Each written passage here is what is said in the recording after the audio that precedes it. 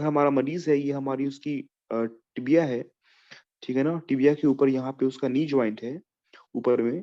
तो अगर मरीज जो है वो पेन बताता है आपके अपने पूरे टिबिया में कहीं पे भी किसी भी पॉइंट पे, तो आपके दिमाग में होना चाहिए ऑस्ट्रोमालाइटिस। और अगर पेन बताता है ठीक ज्वाइंट के पास, ज्वाइंट की काफी स्वेलिंग हो चुकी होती है, ज्वाइंट काफी फूला हुआ होता है, तो आपको क्या लगेगा कि भाई ज्वाइंट का इन्फेक्शन है, ज्वाइंट की परेशानी है, तो आर्थराइटिस है। और क्योंकि वो गरम, रेड, स्वेलन होगा, तो आपको लगेगा कि भाई ज्वाइंट का इन्फ्लामेशन, ज्वाइंट की आर्थराइटिस, सेप्टिक आर्थराइटिस हो चुकी होगी शायद। तो ये एक फीचर आपको पता होना चाहिए। दूसरा जो डिफरेंशियल डायग्नोसिस है वो है अपना एक्यूट रियूमेटिक। आपने सुना होगा ना कि एक और गठिया होती है ना अपनी, कैसी, रूमेटॉइड आर्थराइटिस होती है ना, रूमेटिक वाली गठिया, ठीक है ना, जो आपने फार्माकोलॉजी में भी शायद आपने पढ़ा होगा, जब आपने रूमेटॉइड की दवाइयाँ, गाउट की दवाइयाँ पढ़ी होंगी आपने, तो उसमें आपने नाम सुना होगा रूमेटिक आर्थराइटिस का। तो जो रूमेटिक आर्थराइटिस होती है उसमें भी कुछ ऐसा ही फीचर्स होते हैं, ठीक है ना, लेकिन उसमें भी अच्छी बात क्या है कि वो भी मेनली आपके ज्वाइंट को ही इन्वॉल्व करेगी, ठीक है ना, वो भी आपके ज्वाइंट में ही रुकी रहेगी, आपके शाफ्ट में, आपके लॉन्ग बोन के किसी भी पोर्शन, किसी भी पॉइंट पे टेंडरनेस या पेन कम रहेगा, ज्वाइंट में ज्यादा रहेगा, ठीक है ना। तो ये भी अपना फीचर, क्यों हम लोग जो है वो क्यों बात कर रहे हैं हमेशा ज्वाइंट की, क्योंकि हमने पढ़ा था कि जो ऑस्टोमालाइटिस है उसका जो मोस्ट कॉमन एरिया है वो कौन सा है, मेटाफाइसिस। और किसी किसी रीजन्स में, जैसे अपना हिप हो गया, शोल्डर हो गया, वहां पे हमारा जो मेटाफाइसिस होता है वो कैप्सूल के अंदर आता है, यानी ज्वाइंट का पार्ट बन जाता है। तो कभी कभी क्या होता है, अगर हमारे मेटाफाइसिस, हमारे उस पोर्शन पे इन्फेक्शन हुआ, तो वो हमें वैसा ही अनुभूति देगा, वैसा ही हमें फीलिंग देगा कि भाई क्योंकि वो ज्वाइंट के अंदर पहुंच गया वो उसका पोर्शन, तो वो हमें वैसे ही फीलिंग देगा कि ज्वाइंट का इन्फ्लेमेशन है, ठीक है ना। लेकिन वो ज्वाइंट का इन्फ्लेमेशन होता नहीं है, वो तो अभी भी बोन के ही अंदर है, वो ज्वाइंट के अंदर नहीं गया है। वो जो ज्वाइंट के अंदर जो सैनिवल फ्लूइड होता है और बाकी चीजें होती हैं, उसमें उसका असर नहीं दिखाई देगा, ठीक है ना। तो इस हिसाब से हम उसका पता लगाते हैं, ठीक है ना, एक्सरे से, एमआरआई से, जो हमने जांचें पढ़ी थी हम लोगों ने पहले भी, हम उसका लोकेशन समझते हैं, ठीक है ना। बच्चों में क्योंकि हमने पढ़ा था ना कि बच्चों में खासकर कौन से में, मेल्स में, बॉयज में काफी कॉमन है क्या, सब ऑस्ट्रोमलाइटिस, ठीक है ना। तो ये जो बीमारी हमारी है ना, स्कर्वी, स्कर्वी कौन सी बीमारी है, किस विटामिन की कमी से होती है स्कर्वी, आई थिंक ये तो आप बता ही दोगे। बताओ स्कर्वी कौन से विटामिन की कमी से होती है, शरीर, हाँ या वेरी गुड चंदना, ठीक है ना, गुड।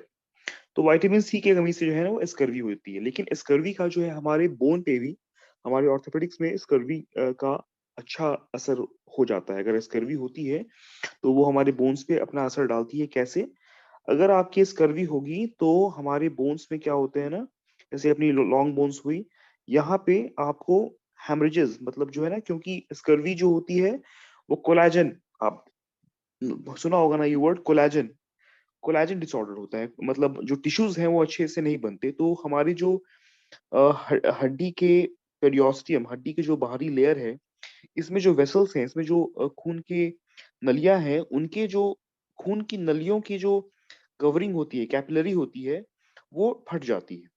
और फटने की वजह से यहाँ पे खून जमा हो जाता है, कहाँ पे, पेरियोस्टियम के ऊपर। ये जो है ना ऐसा, क्योंकि यहाँ पे पेरियोस्टियम की खून की नली जा रही है, पेरियोस्टल कैपिलरीज जा रही हैं, वो कैपिलरीज जो है वो सही कोलेजन न मिलने की वजह से टूट जाती है, फट जाती है, और उसकी वजह से खून जमा हो जाता है।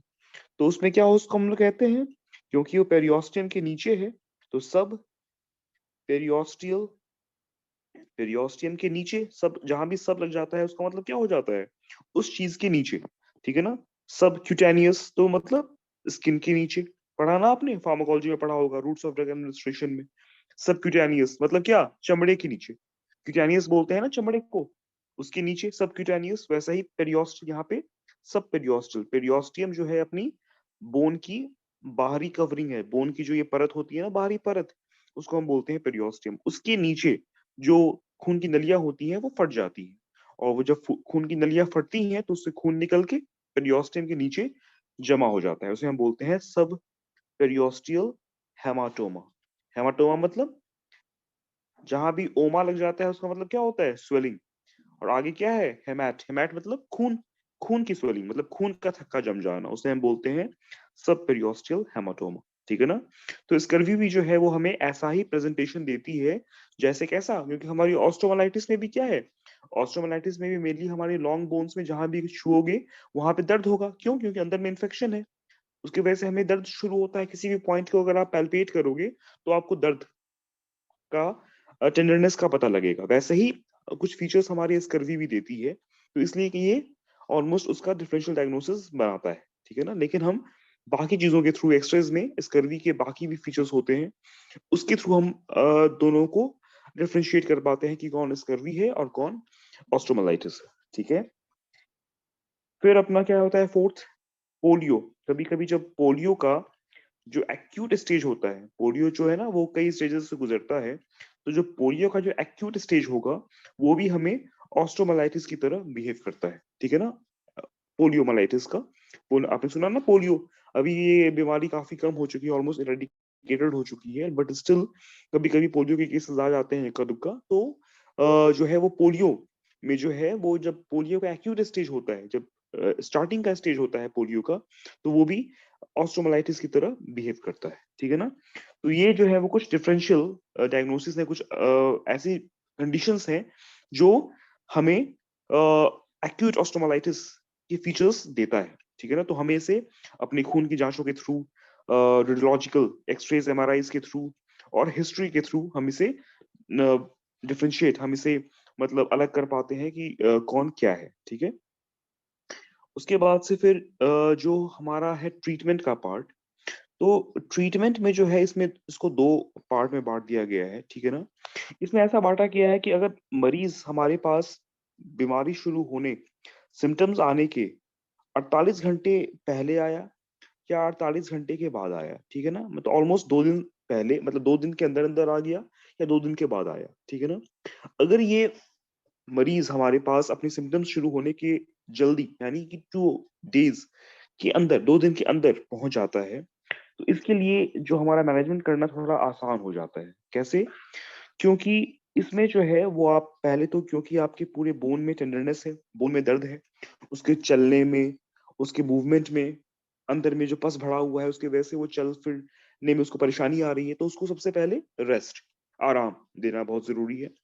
क्योंकि आपको पता हो चुका है अपनी ब्लड इन्वेस्टिगेशन जो आपने करवाया था ना, ईएसआर, सीबीसी, ये सब सब कुछ करवा के जो आपने एक पिक्चर बनाई थी इन्फ्लेमेशन की, इन्फेक्शन की, उसको कम करने के लिए आपको पता है कि भाई इसके हड्डी के अंदर, इसके मैरो के अंदर पस बना हुआ है, काफ़ी ज़्यादा इन्फेक्शन है। तो आप क्या करोगे इन्फेक्शन को कम करने के लिए?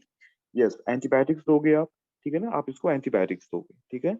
मेनली जो हमारा एंटीबायोटिक्स जो हम प्रेफ़र करते हैं ऑस्टोमाइलाइटिस में देने के लिए, क्योंकि हमने क्या पढ़ा था? ऑस्टोमाइलाइटिस जो होता है वो मेनली किस माइक्रोब की वजह से होता है? Staphylococcus aureus. आप, मैंने उस दिन भी ये नाम लिखा था आपके, कि जो मोस्ट कॉमन बैक्टीरिया है जिसकी वजह से एक्यूट ऑस्टोमाइलाइटिस होता है, उसका नाम क्या है बैक्टीरिया का? Staphylococcus aureus. तो जो स्टैफिलोकोकस ऑरियस जो बैक्टीरिया है, वो हमारे, आपने पढ़ा होगा अपने फार्माकोलॉजी में, जो थर्ड जनरेशन सेफालोस्पोरिन्स होते हैं ना, उसमें एक दवा का नाम है सेफ्ट्रियाक्सोन, ठीक है ना? सेफ्ट्रियाक्सोन जो है वो अपने सेफालोस्पोरिन्स हैं, थर्ड जनरेशन, ठीक है ना? और एक ग्लाइकोपेप्टाइड एंटीबायोटिक होती है, इसे हम बोलते हैं वैनकोमाइसिन। दोनों नाम आपने सुना होगा आई थिंक, ये बहुत ही कॉमन नेम भी है, हम कॉमनली इसे यूज भी करते हैं। तो सेफ्ट्रियाक्सोन और वैनकोमाइसिन जो है वो हम इस्तेमाल करते हैं किस चीज के लिए? अगर 2 दिन से पहले पहले अगर मरीज हमारे पास एक्यूट ऑस्टोमाइलाइटिस का केस लेके आता है, तो हम ये एंटीबायोटिक्स, ऐसा नहीं है ये एंटीबायोटिक्स हम 2 डेज के बाद भी दे सकते हैं, लेकिन ये उसमें अच्छा काम करता है। क्योंकि इसमें हमारे इस एंटीबायोटिक से ही काम बन जाता है। हमें जो ज़्यादा कुछ सर्जिकल करने की ज़रूरत नहीं पड़ती है। एंटीबायोटिक्स देंगे तो वो रिज़ॉल्व हो जाएगा, ठीक है ना?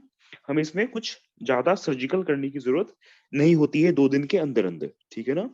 उसके बाद से जो मरीज़ जो होगा, क्योंकि वो काफ़ी सेप्टिक होगा मरीज़, तो क्या होगा उसका जो है अंदर में फ्लूइड्स कम होंगे, तो हम उसे एंटीबायोटिक के साथ-साथ फ्लूइड्स भी चढ़ाएँगे, उसे हम रिहाइड्रेट करेंगे।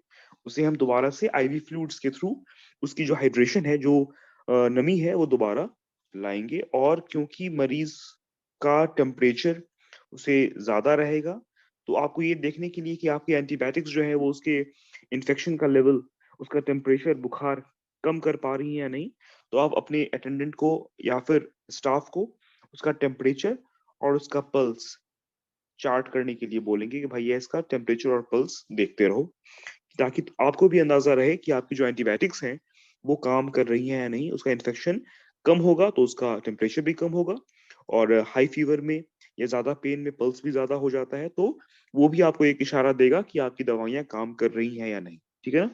और ऑफ कोर्स आप पेन किलर्स तो दोगे ही दोगे, ठीक है ना, आप कोई भी पेन किलर्स यहाँ पे आप दे सकते हो, ठीक है, एनएसिड्स आप यहाँ पे दे सकते हो, ठीक है। लेकिन जब यही चीज आपकी 2 दिन के बाद हो जाती है, ठीक है ना, तो यहाँ पे फिर क्या होता है कि यहाँ पे आपको सिर्फ दवाइयों से, सिर्फ जो अपनी दवाइयां हैं, जो कंजर्वेटिव तरीका है मैनेज करने का, उसका रिस्पॉन्स थोड़ा कम हो जाता है, जो उसका रिस्पॉन्स है वो थोड़ा कम हो जाता है, ठीक है ना। क्योंकि अब जो वो पस है वो काफी गाढ़ा होने लगता है, और वो धीरे धीरे जो है वो आपको सिर्फ दवाइयों से उस पे असर नहीं आएगा। तो इसको जानने के लिए आप हम क्या करवाते हैं, अगर आपके पास एमआरआई है तो वेल एंड गुड, अगर हमारे पास एमआरआई नहीं है, छोटा सेंटर है, तो हम अल्ट्रासाउंड से भी जो अपना पस कलेक्शन है हमारी हड्डी में, उसका हम पता लगा सकते हैं थ्रू अल्ट्रासाउंड के भी थ्रू, ठीक है ना।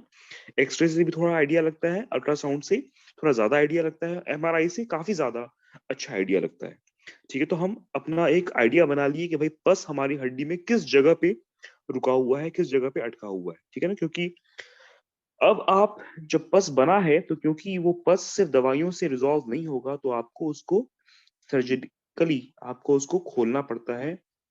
जिस भी हड्डी के जिस पोर्शन में भी वो पस आपको दिखा आपके अल्ट्रासाउंड में या एक्सरे में, उस जगह पे आप एक चीरा लगाओगे, अंदर जाओगे, और उस पूरे पस को वहां से, पस को, खराब हड्डी को वहां से आप बाहर निकालोगे, ठीक है ना। सर्जिकल एक्सप्लोरेशन करोगे आप, ठीक है। सर्जिकल मतलब आप उस चीज को सफाई करोगे, ठीक है ना, उस चीज को सफाई करोगे, पस को वहां से निकालोगे, और क्या करोगे, और साथ में जो है वहां पे एक ड्रेन, एक अंदर में पाइप लगा दोगे, ठीक है ना, ताकि जो भी आपका अंदर का सामान है वो पाइप के थ्रू, ड्रेन के थ्रू होते हुए आपके एक कंटेनर में जमा होता रहे, क्योंकि आपको पता है कि वहां पे पस बनना शुरू हो गया है, तो वहां पे आगे भी पस आ सकता है, ठीक है। तो ताकि वो जो भी अंदर में है कलेक्शन वो इजिली बाहर आ जाए, तो वहां पे आप एक ड्रेन फिक्स कर दोगे, ताकि ड्रेन के थ्रू वो चीजें आपकी जमा होती रहे बाहर, ठीक है ना।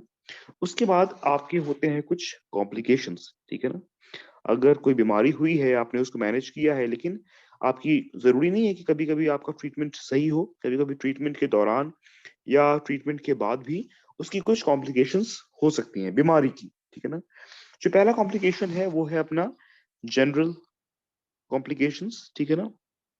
जनरल कॉम्प्लिकेशंस में क्या होते हैं, जैसे कि हमने पहले भी पढ़ रखा है, मेनली आपका सेप्टिसीमिया होगा, ठीक है ना। जो आपका इन्फेक्शन सिर्फ एक जगह आपके बोन के किसी एक पोर्शन में रुका हुआ था, वो खून के दौरा के साथ साथ शरीर के बाकी मेजर ऑर्गन्स में, मेजर बॉडी सिस्टम में फैल सकता है, तो पूरे बॉडी में सेप्टिसीमिया हो सकती है, ठीक है ना।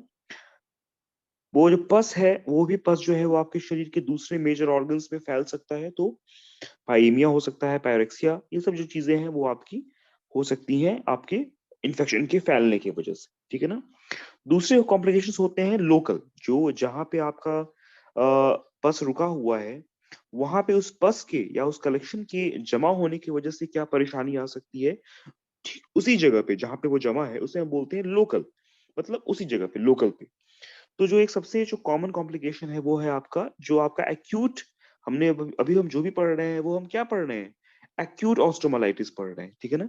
अगर आप लंबे समय तक एक्यूट को ठीक नहीं कर पाओगे या छोड़ दोगे, तो क्या होगा, एक्यूट जो है वो आपका क्रॉनिक बन जाएगा। अगर मान लो कि जो आपका पस था, जो आपका इन्फेक्शन था, आप उसको प्रॉपर एंटीबायोटिक से, या अगर आपको लगता है कि खोलने की जरूरत थी, एक्सप्लोर करने की जरूरत थी, सर्जिकल कुछ करने की जरूरत थी, अगर आप नहीं करोगे तो क्या होगा, वो जो एक्यूट कंडीशन है वो क्रॉनिक कंडीशन में बदल जाएगा, ठीक है ना। तो एक तो ये चीज होती है। दूसरा कॉम्प्लिकेशन क्या हो सकता है, दूसरा कॉम्प्लिकेशन ये हो सकता है कि आपका जो इन्फेक्शन सिर्फ आपके, मान लीजिए कि ये हमारा हिप जॉइंट है, ये हमारा हिप जॉइंट है, ठीक है ना, ये हमारा हिप जॉइंट है, ये अपना इसका गोला है, ठीक है ना, ये अपना हिप जॉइंट है। अब क्योंकि हमने पढ़ा है ना कि ये जो पोर्शन अपना होता है मेटाफिजिकल पोर्शन, वो इसके कैप्सूल के अंदर आता है, ठीक है ना। मान लो कि काफी समय तक जो है आपने ये वाला मेटाफिजियल जो इसका ऑस्टोमाइलाइटिस कंडीशन थी, आपने उसको ट्रीट नहीं किया, आपने उसको ऐसे ही छोड़ दिया, या वो जो आपने ट्रीट भी किया तो सही तरीके से ट्रीट नहीं किया, वहां पे अभी भी पस या इन्फेक्शन अभी भी बचा हुआ है, तो क्या होगा, समय के साथ साथ जो है वो इन्फेक्शन आपको ये सारी हड्डियों को खाते खाते ज्वाइंट में पहुंच जाएगा, ठीक है ना, ठीक है ना, अगल बगल के ज्वाइंट में पहुंच जाएगा, ठीक है। मानते हैं कि हमने पढ़ा था ना कि जो अपनी ग्रोथ प्लेट होती है वो थोड़ी रेजिस्टेंट होती है, जो ग्रोथ प्लेट होती है अपनी, वो थोड़ी सी रेजिस्टेंट होती है, किस चीज के लिए, पस के लिए, पस को अपने थ्रू वो क्रॉस नहीं करने देती। लेकिन समय के साथ साथ जब इन्फेक्शन बहुत दिनों तक, महीनों तक, समय तक वहां पे अगर रुका रहता है, तो वो धीरे धीरे उस चीज को खाते खाते वो ज्वाइंट में पहुंच जाती है और आर्थराइटिस, ठीक है ना, ज्वाइंट का आर्थराइटिस कर देती है, ठीक है ना, सेप्टिक आर्थराइटिस कर देती है ज्वाइंट का, ठीक है। एक ये इसका कॉम्प्लिकेशन है।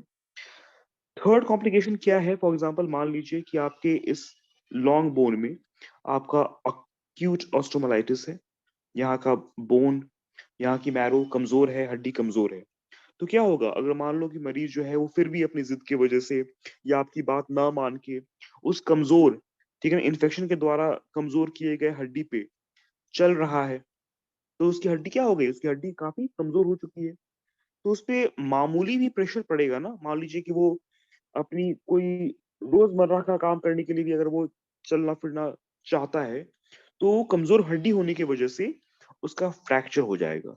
तो ये जो कमजोर हड्डी होने की वजह से जो फ्रैक्चर होता है उसे हम क्या बोलते हैं, हम लोगों ने पहले भी पढ़ा था ना, ये अगर हमारी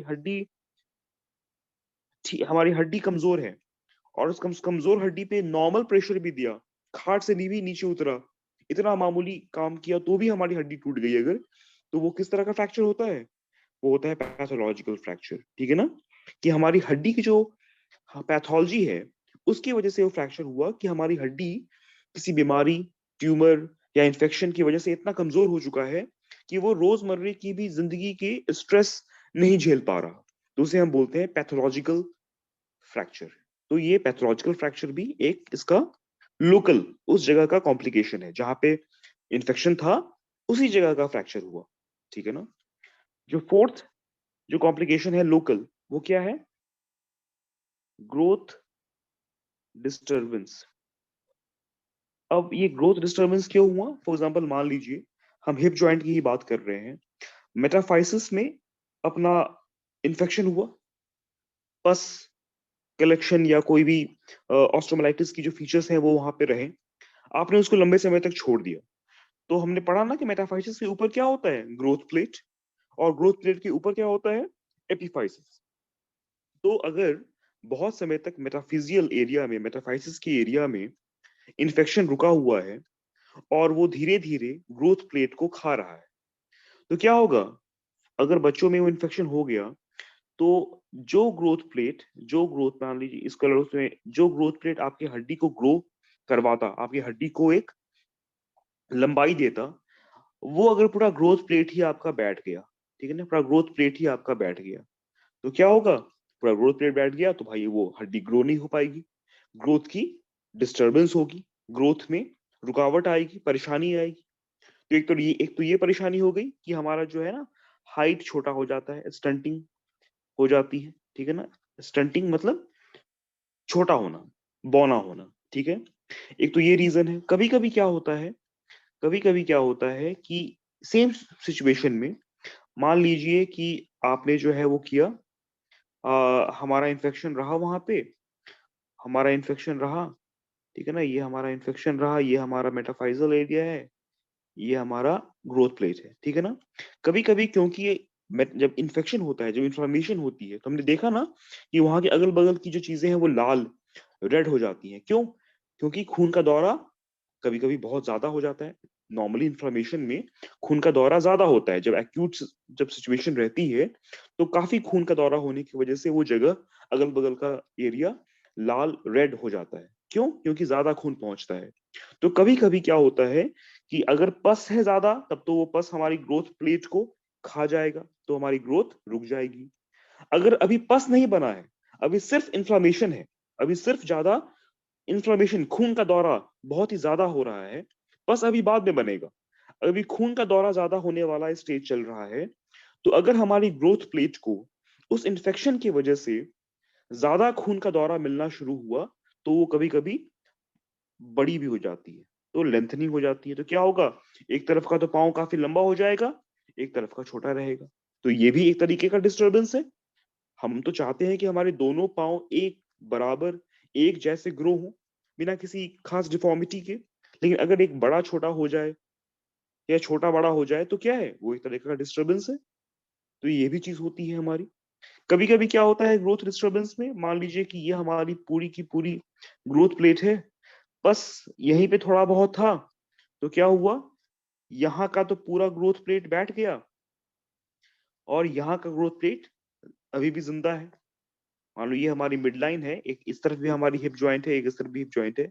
मीडियल साइड का तो ग्रोथ प्लेट आपका अभी भी जिंदा है, बाहरी यानी लैटरल साइड का जो ग्रोथ प्लेट है वो पूरा पस की वजह से खराब हो गया, बैठ गया। तो क्या होगा, इधर की जो हड्डी होगी ना, फीमर की जो इ- इस तरफ की जो हड्डी होगी वो तो बढ़ेगी, बढ़ेगी बढ़ेगी, यहाँ की नहीं बढ़ेगी। तो वो क्या करेगा, हमारे फीमर को जो है वो बाहर की तरफ मोड़ देगा, हमारी फीमर को बाहर की तरफ मोड़ देगा। क्यों? क्योंकि बाहरी में तो ग्रोथ नहीं है, लेकिन अंदर में ग्रोथ इतना ज्यादा हो रहा है कि वो ग्रो कर रहा है। लेकिन अगर यहाँ से कोई इसको रुकावट मिलती, यहाँ से भी कुछ ग्रो होता रहता, तो दोनों बराबर ग्रो होते। इधर क्या है, इधर तो हल्का पड़ गया, इधर तो कमजोर पड़ गया, इधर भारी पड़ गया। तो क्योंकि ये भारी पड़ा, तो ये भारी पड़ने की वजह से कमजोर को दबाते हुए हमारी फीमर को जो है वो मोड़ देता है। तो ये भी क्या है, ये भी एक तरीके की डिफॉर्मिटी है, ग्रोथ में डिस्टर्बेंस है। तो इस तरीके की डिस्टर्बेंसेस जो है वो हमारी इंफेक्शन की वजह से हो सकते हैं, ग्रोथ प्लेट पे असर की वजह से आ सकते हैं। ठीक है ना, तो ये थोड़ा हमारा कॉम्प्लिकेशंस में है, लोकल कॉम्प्लिकेशंस जहां पे परेशानी थी, वहां पे पस या इन्फेक्शन के होने की वजह से क्या क्या असर पड़ रहा है हड्डी की क्वालिटी पे, ग्रोथ पे, और हमारे एक्यूट से क्रॉनिक बन जाता है, या फिर अगर वो मेटाफाइसिस हमारे जॉइंट का पार्ट है तो वो कभी कभी सेप्टिक आर्थराइटिस का भी रूप ले लेता है। ठीक है ना।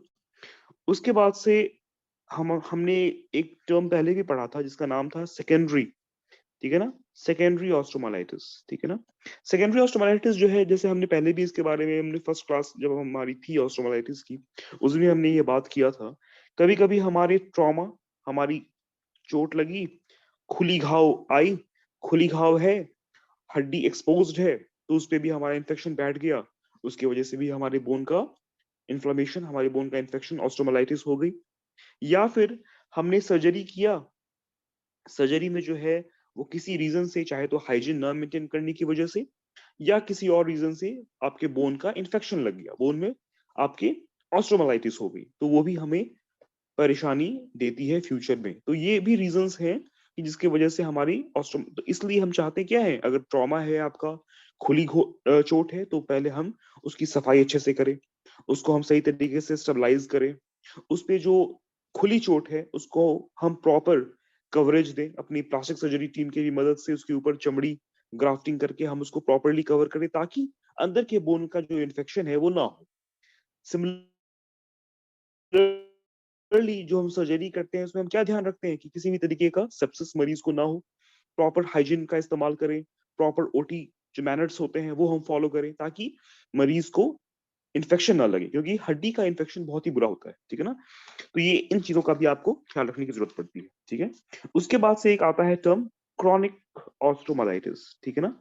क्रॉनिक, ठीक है ना, अभी हमने पढ़ा ना क्रॉनिक का जो एक तरीके का जो क्रॉनिक ऑस्टोमालाइटिस है वो क्या है, एक्यूट से क्रॉनिक। ठीक है ना। अभी जो क्रॉनिक ऑस्टोमालाइटिस की दो तीन वैरायटीज हैं, एक जो कॉमनेस्ट वैरायटी है वो कौन सा वैरायटी है कि एक्यूट को हमने ठीक से ट्रीट नहीं किया, वो क्रॉनिक बन गया। ठीक है ना। दूसरा जो एक क्रॉनिक ऑस्टोमालाइटिस की टाइप है, जो सिर्फ आप नाम बस पढ़ लो, उसका नाम है गैरीज। गैरीज एक साइंटिस्ट का नाम था, गैरीज ऑस्टोमालाइटिस, गैरीज ऑस्टोमालाइटिस। ठीक है ना। और एक है वो भी साइंटिस्ट के नाम पे ही है, उसका नाम है ब्रोडीज, ब्रोडीज एप्सिस। भले ही इसका नाम एब्सिस है, लेकिन ये आपकी चमड़ी में नहीं है, ये एब्सिस हमारे बोन में है, ठीक है ना। नॉर्मली हम जो एब्सिस वर्ड है वो इस्तेमाल करते हैं किस चीज के लिए, स्किन के लिए, सॉफ्ट टिश्यूज के पस कलेक्शन के लिए हम ये वर्ड इस्तेमाल करते हैं, लेकिन ये जो एब्सिस है वो हमारी हड्डी में हो रहा है, ठीक है ना। अब ये रीजन है कि भाई हमारा जो क्रॉनिक ऑस्टोमालाइटिस, हमारा जो एक्यूट है वो क्रॉनिक में कैसे बदल गया, कि क्या रीजंस होते हैं जिसकी वजह से हमारी एक्यूट चीज क्रॉनिक में बदल जाती है, ठीक है ना। तो उसके कुछ रीजंस हैं, ठीक है ना, जिसकी वजह से ऐसा ट्रांसफॉर्मेशन होता है। जो मोस्ट कॉमन रीजन है एक्यूट का क्रॉनिक में बदलने के लिए वो क्या है, वो है कि चाहे तो आपने देर से या ठीक से नहीं ट्रीटमेंट किया। अगर आपने देर से ट्रीटमेंट शुरू किया या कमी कर दिया आपने कहीं ना कहीं ट्रीटमेंट में, तो इन्फेक्शन बाकी रह गया। वो इन्फेक्शन धीरे धीरे धीरे धीरे क्रॉनिक का रूप ले लिया, ठीक है ना। दूसरा रीजन क्या है, जो आपका बैक्टीरिया है जिसके खिलाफ आपको एंटीबायोटिक्स देनी है, आपने जो है वो कल्चर का या एंटीबायोटिक सही होने का ख्याल नहीं रखा। या फिर अगर आपने ख्याल रखा भी तो जो बैक्टीरिया है वो काफी ज्यादा रेजिस्टेंट निकला उस एंटीबायोटिक्स के लिए, उस एंटीबायोटिक्स का असर उस बैक्टीरिया पे आया नहीं, क्योंकि वो बैक्टीरिया काफी ज्यादा मतलब ढीठ बैक्टीरिया था, रेजिस्टेंट बैक्टीरिया था। तो वो भी रीजन होता है हमारी एक्यूट को क्रॉनिक में बदलने के लिए, ठीक है ना। जो थर्ड रीजन है जिसकी वजह से हमारा क्रॉनिक बदल जाता है वो क्या है, जो आपका मरीज है उसकी जो इम्यूनिटी है वो कमजोर है, उसकी जो बीमारी से, इन्फेक्शन से लड़ने की जो क्षमता है वो प्रॉपर खाता नहीं है, उसकी जो न्यूट्रिशन है वो सही नहीं है, प्रोटीन सही नहीं है। तो प्रोटीन सही नहीं होंगे तो क्या होंगे, जो इम्यूनोग्लोबुलिन्स होते हैं जो हमारी इम्यूनिटी को बनाते हैं वो सही नहीं होंगे। तो वो भी रीजन है कि अगर मरीज की खुद की क्षमता नहीं है बीमारी से लड़ने की, तो वो इन्फेक्शन उसमें बना रहेगा, वो धीरे धीरे उसमें रुका रहेगा, उस बीमारी से लड़ नहीं रहा, तो वो इन्फेक्शन वहां पे अपने आप को धीरे धीरे एक्यूट से क्रॉनिक में ले जा रहा है। तो कुछ ये रीजंस होते हैं हमारे सेकेंडरी ऑस्ट्रोमालाइटिस, मतलब सॉरी, क्रॉनिक ऑस्ट्रोमालाइटिस के लिए, ठीक है ना। तो अब बाकी के जो फीचर्स हैं क्रॉनिक ऑस्ट्रोमालाइटिस के वो हम कल पढ़ेंगे। आज कुछ समझ में नहीं आई हो तो पूछ लीजिए।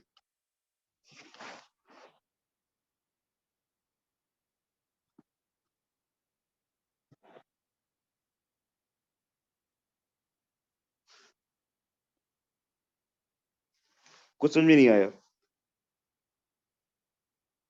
डिफरेंशियल डायग्नोसिस जो है, डिफरेंशियल डायग्नोसिस जो होता है ना वो ये होता है कि जो तीन चार फीचर्स होते हैं आपकी डिफरेंशियल डायग्नोसिस के, ठीक है ना, जो मतलब जो उसकी बीमारी की तरह बिहेव करता है, ठीक है ना। जैसे कि अपना जो सेप्टिक आर्थराइटिस हो गया, रूमेटिक आर्थराइटिस हो गई, स्कर्वी हो गई, पोलियो हो गई, ये हमें जो है ना वो उसकी फीचर्स की तरह मिमिक करता है, वैसा वो आइडिया देता है कि वैसी ही चीजें हैं, बट वो ऐसा होता नहीं है।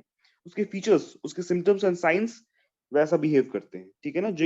लेकिन उस दोनों को आपस में मतलब डिफरेंशिएट करने के लिए हम, हमारे पास जांचें हैं, हमारे पास एमआरआईज हैं, ब्लड रिपोर्ट्स हैं, एक्सरेज हैं, तो उससे हम पता लगाते हैं कि कौन सी बीमारी क्या है, कौन सा सेप्टिक आर्थराइटिस है, कौन स्कर्वी है, कौन सा पोलियो, पोलियो तो आजकल होता ही नहीं है, ठीक है ना। तो दैट इज द केस, ठीक है।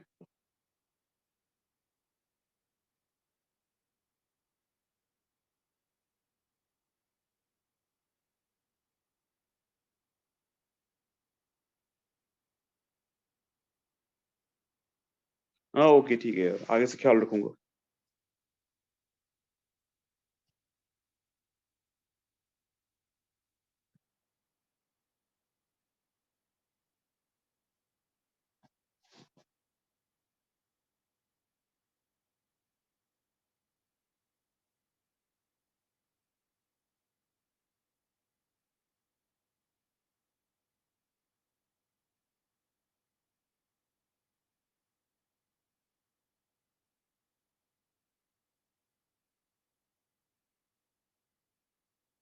जो पैथोलॉजी के दो पॉइंट क्या लिखे हैं, अच्छा।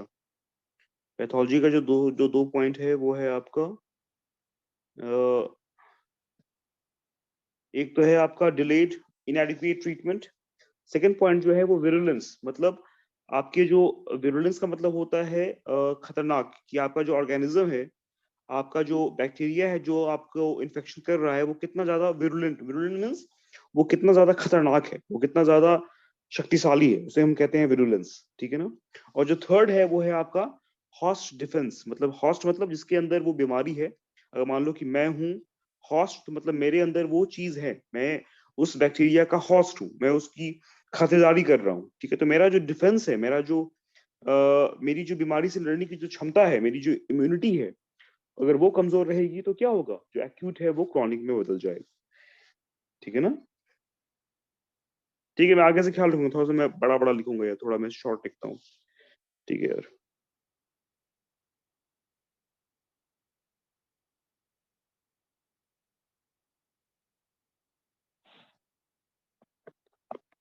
ओके यार, ठीक है, चलो फिर, थैंक यू देन। कल क्रॉनिक कॉस्टोमाइटिस पढ़ते हैं यार, ठीक है, चलो। अरे वो अभी कुछ चल रहा है यार, कर देंगे।